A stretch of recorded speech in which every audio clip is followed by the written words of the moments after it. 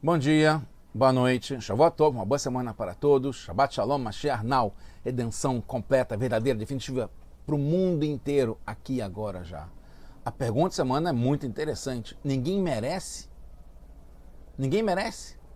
E aqui a gente tem uma imagem ligada com uma taça, um troféu, para quem é campeão, para quem merece, de verdade. A resposta é que sim, a gente merece, e merece muito. A gente pode perguntar como a gente pergunta, ninguém merece. A gente afirma, na verdade, né? Quando acontece alguma coisa que não é tão boa assim, não era pra gente. A questão é se a gente tem mérito. E a resposta é que sim, temos muito mérito. Todos nós, embora aparentemente pareça que não. Essa é uma sirá realmente fantástica, impressionante. Um tema que todos nós gostamos, o melhor de todos, e é bem erudita, num assunto difícil, raro, que o Rebbe transforma e traz o resultado, a taça. É correr para o abraço, por um momento que todos nós esperamos, com a chegada de Mashiach. Então vamos lá, a gente está no projeto do Tei Sirot. Esse é o volume 27 de livros do Rebbe de Lubavitch, com discursos racídicos. Essa é a Parashat Behar, a gente está numa semana de duas Parashot, Behar e Berukotai. Essa primeira Sirá que a gente vai estudar nesse projeto, é a segunda Sirá de Behar, Parashat Behar. A Parashat Behar é famosa, justamente começa falando sobre o ano sabático, né? O ano de Shemitah, que é o sétimo ano, que tem a mitzvah na terra de Israel, que a terra deve descansar. E assim começa a Parashá. Né?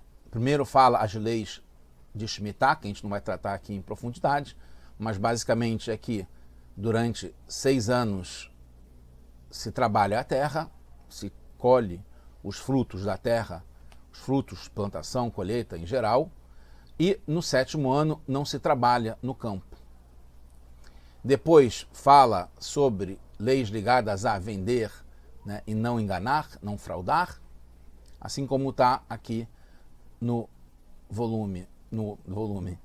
capítulo 25, Parashat Vaikra, no versículo 14, que quando você vender, né, o teu produto para o teu amigo, para alguém do teu povo, ou você vai comprar de alguém que seja do teu amigo, você não vai fazer uma fraude. Altonu ish et ahiv.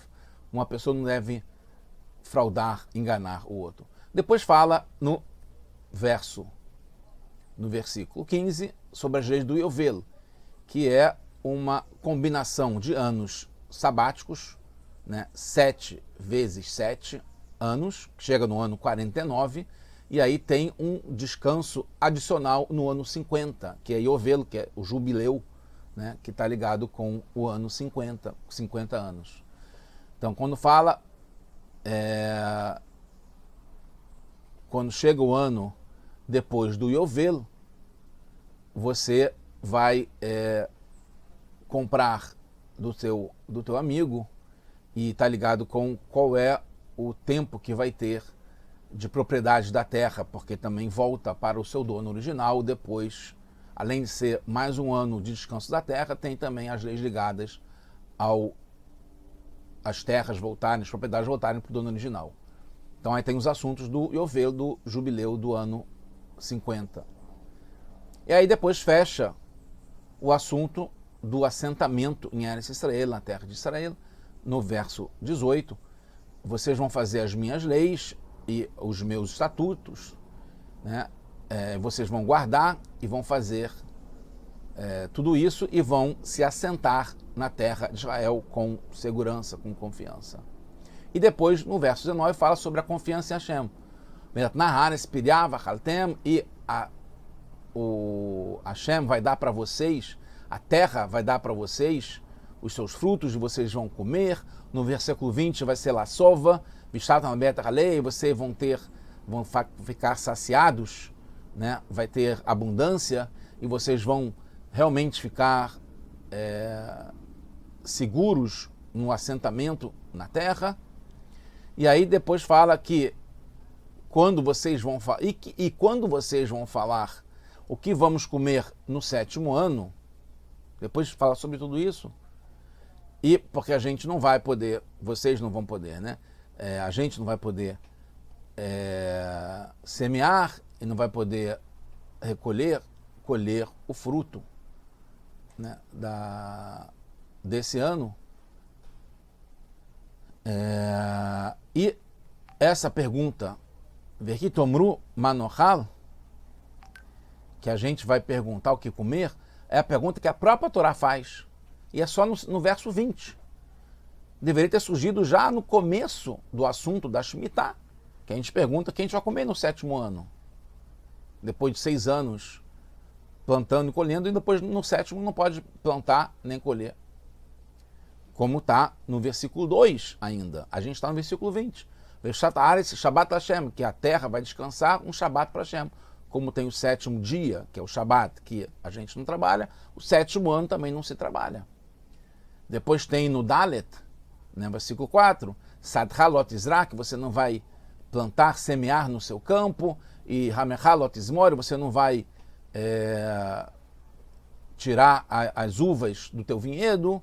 Depois no 5, Betnezerech Lot Ibsor, que você não vai pegar nenhum dos teus produtos que você vai colher, porque a Torá espera até chegar às leis do Yovel, do jubileu, que é o ano 50, depois de 7 períodos de Shemitah, e depois falar que não pode ter fraude na venda. Se a pergunta não fosse no formato de Vehitomru, que vocês vão falar, com a resposta Vetziveiti et Berhati, que eu vou enviar para vocês a minha bênção, daria para pensar que a garantia de Hashem veio só depois das brachot, das bênçãos que Hashem deu, se cumprir as mitzvot de Shemitah e Yovel, como está no versículo 18 que a gente falou. Vocês vão fazer as minhas leis e vão guardar os meus estatutos. Mas como a Torá está respondendo a pergunta sobre o que comeremos, deve responder logo que fala sobre a Shemitah. Não fala sobre todas as leis, fala sobre o produto no 7º ano. Tem comentaristas que explicam que o desafio do ano do Yovel, do jubileu, do ano 50, é maior, pois adiciona ao ano da Shemitah no 49, que é o múltiplo de 7, que você não trabalha no 49, mais 2 anos seguidos. Tanto é que fala, Vetziviti et birhati, eu vou mandar a minha bênção, deixa Shanim para os 3 anos, que é o 6º, vai produzir para o 7º, para o 8º, até você poder de novo colher, plantar e colher no 9º. Mas Rashi não explica isso no seu comentário. Diz que não se refere ao ano 49, mas a todos os 6 anos, os anos número 6. Né? Que no 6 tem uma bênção especial que vale para o 6º, para o 7º e para o 8º ano. Assim como está aqui, o Piamim, Shaitat Srichal Asot Lebat Shanim, e algumas vezes tinha que fazer por 4 anos, que é que seria o 6º ano antes do 7º ano da Shemitah, né, que você não pode trabalhar o campo, seguidos. Depois tem o 7º e o Yovel, que é o ano 50.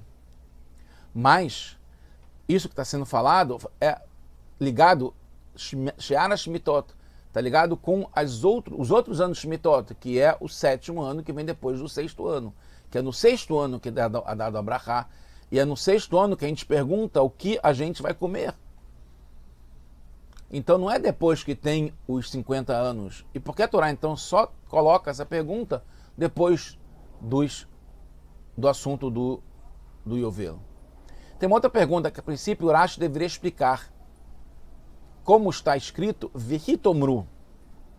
Entende-se que certamente perguntarão, Vehitomru, e vocês vão perguntar. Se a intenção fosse, talvez, quem sabe você vai perguntar, então a expressão seria Ve'im tomru, e se vocês perguntarem. Rashi interpreta assim, no verso em Shoftim, né, no Sefer Dvarim, sobre o profeta falso, Nevi Sheker.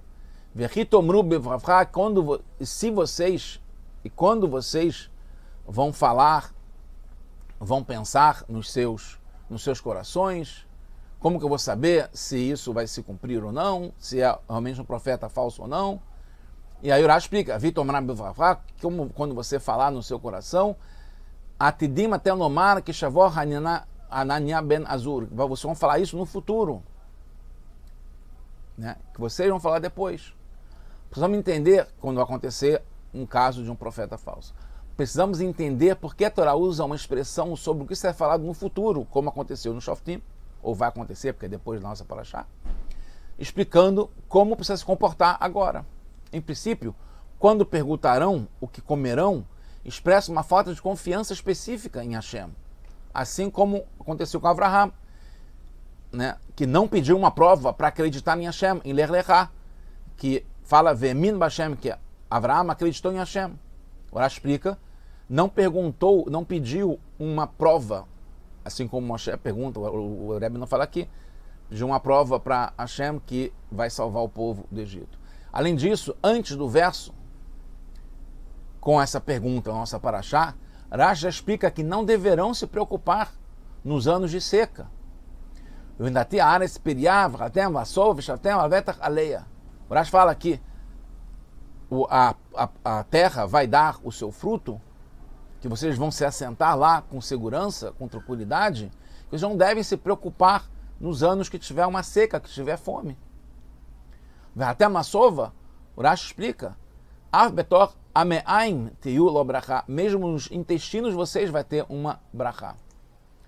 O Sfono e o Kliakar explicam de uma forma interessante, né, aqui que é esse Veshav na Beta Aleia, que vocês vão se assentar com segurança nessa terra, é que vocês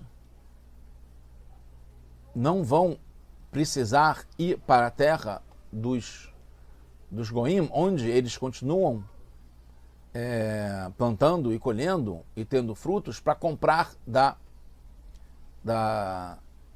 colheita deles. O que ela fala que vocês vão ver no próprio 6º ano já uma abundância da colheita. Vocês vão ver, não vão ficar preocupados a cada dia, cada ano e ano, se vai ter a promessa cumprida de Hashem. Vocês vão ver já no 6º ano que vai ter já um surplus, um excesso de produção que já vai garantir para vocês viverem os 3 anos seguintes. É difícil de entender. Depois de todas essas garantias de Hashem, porque a Torá logo depois lança a pergunta do que comerão. Em princípio não vemos Rashi explicar isso, porque a Torá pergunta, depois de todas esses versos que fala da Shemitah e do Yovel, o que vocês vão comer? Vocês vão perguntar isso. Podemos dizer que Rashi não explica isso aqui, pois entende, né, o Ben Hamesh Lamikra, o garoto que tem 5 anos, que já está estudando e tem perguntas, ele já estudou isso na Parashat Bo, que fala e vai ser quando o seu filho vai perguntar Mazot, o que é isso? Lá o Rashi explica que tem 4 tipos de filhos. Quando fala Mazot, está falando sobre um tinok, uma criança que é tipesh, que é burra. Desculpa falar assim, mas o Rashi fala isso, que ele pergunta o que é isso. Diferentemente do Raham, que vai perguntar depois o que são as Edot, o que são as mitzvot que estão ligados com testemunhos, a Hukim, as leis e os estatutos, mishpatim, que você consegue entender. Vai perguntar um detalhe cada uma das coisas. E o Rashi fala lá em Parashat Bo que tem 4 tipos de filhos. Cada um pergunta de um certo modo. Tem o Rashá, que é o perverso, aquele que não sabe perguntar. E tem aqui, nesse caso do Rashi, que é o Tam, que é o ingênuo, que é o bobo. E tem também, como o Rashi falou aqui, o Ben Hacham, que vai falar depois. Quer dizer que tem todo tipo de perguntas de pessoas diferentes. Então vai ter um tipo de pergunta que a gente vai perguntar depois o que vamos comer, mesmo depois de toda a garantia. Mas não dá para entender. Principalmente porque lá, quando o Rashi fala sobre os 4 filhos, por que é importante saber que noutro lugar também tem a pergunta de um filho sábio? Na verdade, a resposta que de repente o filho, a criança de 5 anos já entendeu lá antes que tem 4 tipos de filhos e que tem vários tipos de perguntas, isso pode ser uma resposta, mas na verdade aumenta mais a pergunta. Por que precisa falar que tem um filho sábio e que a Torá fala de 4 filhos? Que vai ter só depois. Antes do verso 14, lá no 5, já teve a necessidade de falar que existem vários tipos de filhos, porque lá fala, Avata et avodah azot, você trabalhou, fez esse trabalho, e aí o Rashi explica o que é isso, fala que é o trabalho, o serviço de Pessah, né, do sacrifício de Pessah. Quando fala sobre o filho que não sabe nem como perguntar, e aí o Rashi fala que já teve a pergunta do Rashá, que é quando vocês, né, está falando sobre o Pessah, que por que voltou aqui a falar essa pergunta? Porque teve já um Ben Rashá, um filho perverso, e aqui é o filho que não sabe perguntar. E aí mostra como responder. Mas quando o Rashi fala sobre esse versículo, que é sobre o que não sabe perguntar, e fala que também já teve a pergunta do perverso, não fala que vai ter uma outra pergunta do Tam, do ingênuo, e depois um do Raham. A explicação é que Rashi não explica a alahá do que deve ser respondido para cada filho na Haggadah. Então assim que aparece uma pergunta, fala, então essas são as 4 perguntas, e você vai responder isso na Haggadah. E sim, ele fala o Pshutosh el-Mikra, a explicação seja literal da Torá. Por isso, só no verso 14, o Rashi explica que esse é para entender, de uma forma literal, o que é esse filho agora no verso 14, sendo que no 5 já falou sobre aquele que não sabe perguntar e o perverso que teve antes. Porque lá estão falando, nesse versículo 14, sobre as leis do Bechor, do primogênito, que não tem muitos detalhes.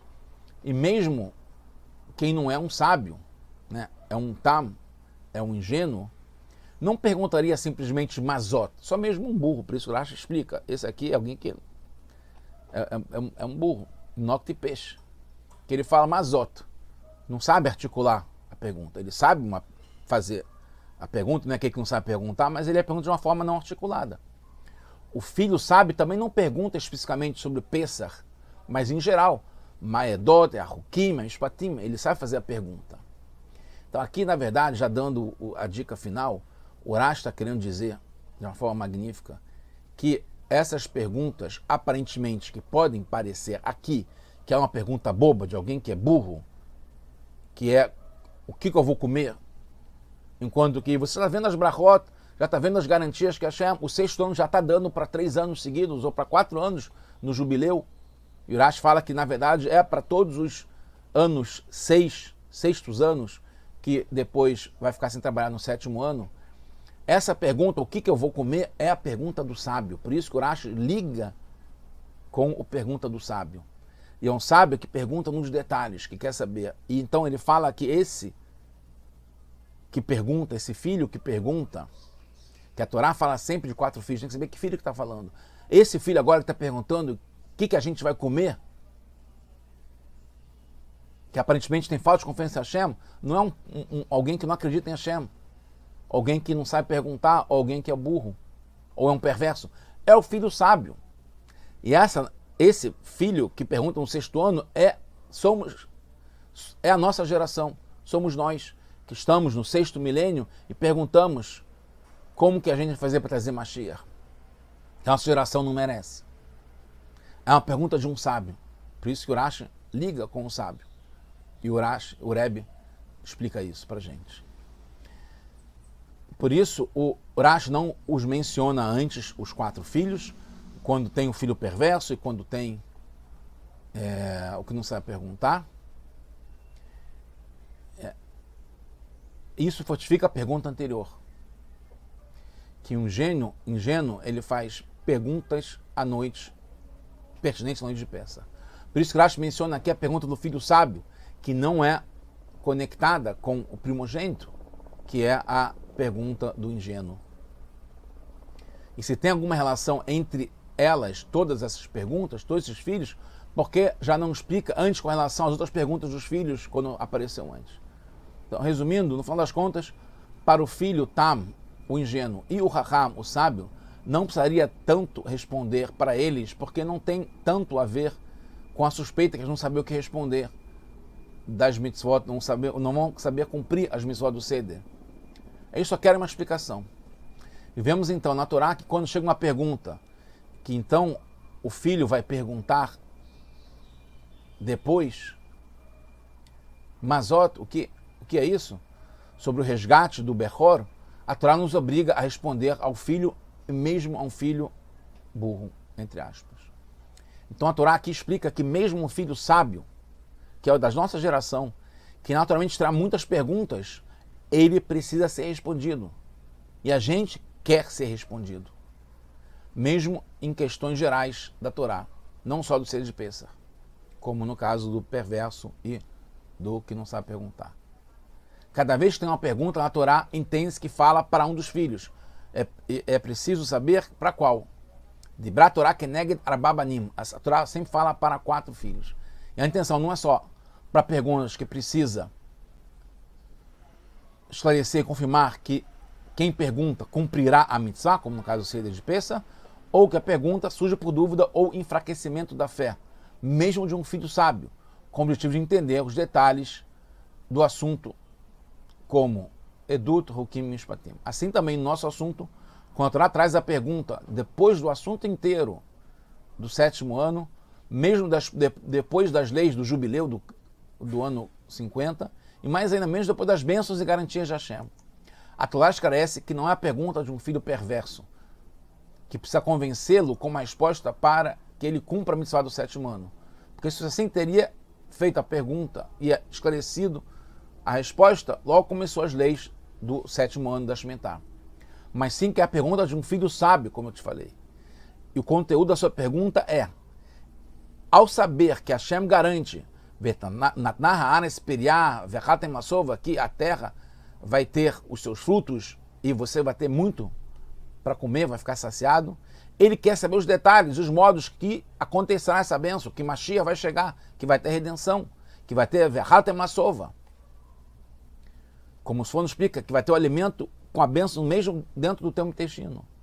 A bênção pode acontecer de vários modos, até mesmo vindo dos céus, como aconteceu o Man por 40 anos, dia após dia. Então é explicado que a terra dará uma produção enorme para 3 anos. De um modo íntimo e profundo, já foi explicado várias vezes que quando a Torá descreve um assunto particular no modo de pergunta e resposta, Vehit Omru, que vocês vão perguntar, e Vetziviti et Bechati Lachem, eu vou mandar a minha bênção para vocês, já que a Torá é eterna, a pergunta também é eterna. Surge sempre essa pergunta: o que eu vou comer? O que nós vamos comer? Mesmo depois que já viram os bons resultados da resposta que Hashem manda a Brachá nos anos Shemitah anteriores, durante 50 anos, 7 vezes aconteceu esse milagre. E surge novamente a pergunta. Por isso que é depois de todo o jubileu, da explicação do jubileu. E vocês vão perguntar o que a gente vai comer. Pois a Shemitah é um trabalho espiritual de Bitul. Bitul Yesh, que a gente se anula completamente. A gente se entrega para Hashem, se resigna para Hashem. Por causa do ego, né, de cada um de nós, pode ter a pergunta a cada vez de novo. E precisa responder: Hashem vai dar a brachá. Mas de acordo com a explicação, que essa é a pergunta do filho sábio, que suas perguntas não vêm pelo seu ego, que ele não tem ego, mas sim por sua sabedoria, porque surge a pergunta somente do filho sábio. O milagre é que tem uma bênção no 6º ano, no 6º milênio, depois da descida das gerações, que a produção vale por 3 anos, que não só é um milagre acima da natureza, como é absolutamente contra a natureza, porque segundo suas leis da natureza, o campo se enfraquece de ano em ano. No 6º ano é o ano que ele está mais fraco. E mais ainda, essa justamente é a lei da Shemitah, do 7º ano, que um dos motivos é Veshavtah Haaretz Shabbat Lashem, que a terra vai descansar para poder depois aumentar essa produção e se fortalecer, para ter de novo produto no 8º ano, que é o primeiro ano do ciclo seguinte. O Ben Hakam, o filho sábio, pergunta como pode um milagre assim, acima da natureza totalmente, no ano mais fraco da terra? Como está escrito em Sanhedrin, né, as páginas que falam sobre Mashiach, que é as páginas 90 do Sanhedrin, Tratado de Sanhedrin, na página 97 Aleph, no finalzinho, fala que são 6 milênios de anos, né, que tem o mundo, que os 6 anos e o 7º ano são comparados com os 6 milênios e o 7º milênio. Né? Assim como tem 6 dias que trabalha e o 7º dia não se trabalha, que é o Shabat. O Shabat, a Shemitah, o Yovel está ligado com o 7º milênio de descanso da civilização, da humanidade, de Hashem, do mundo. Então surge a pergunta, e aí a gente vai perguntar como que a gente vai ter a bênção, como a gente vai ter o que comer no 7º ano. Nos encontramos nós agora, terminando, literalmente, no final do 6º ano, no 6º milênio, antes da chegada do Mashiach, onde todas as revelações dependem das nossas ações agora. A gente sabe isso. Masen vavodateinu. Surge a pergunta, devido à descida das gerações, que o campo está mais fraco depois de 6 anos de colheita e que cada ano a ano vai diminuindo a produção, até que chega no ano do jubileu, depois de 6 milênios, que foi descendo de geração em geração. Surge a pergunta, a nossa geração, que é a mais fraca, sem comparação com a geração de Moshe Rabbeinu e depois todos os sábios, David Ameller e, óbvio que antes disso, Yoshua e os Tanaim da Mishnah e o Rebbe, que compilou a Mishnah, e depois os rabinos da Gemara, e assim por diante, foi descendo. Como pode essa geração, que é a última, ser a Kasher que traz Mashiach no 7º milênio? Hashem garante, Tziviti et Bechati, eu vou dar a minha bênção. Nossos serviços, Mesirut Nefesh, na Galut, essa explicação, anulação acima da razão, acima da natureza, vai trazer o que está na profecia de Rocheia, assim o Rebbe termina essa Sihá, falando, Yechaenu miamim, Be'om HaShlishi, Yekimeinu Menichie Lefanav. A gente vai ter as brachot, e quando, segundo o Rebbe Rashab, no Samervav, explica são as 3 épocas, Yamim Be'amim, que está ligado com Yemot HaMashiach, que são os tempos que a gente está vendo já dos dias de Mashiach, Tiat HaMitim, que vai ter a ressurreição dos mortos, e o 7º milênio, que seja agora já com Mashiach, no 7º milênio, no Shabbat, Lashem, agora já, Mashiach now.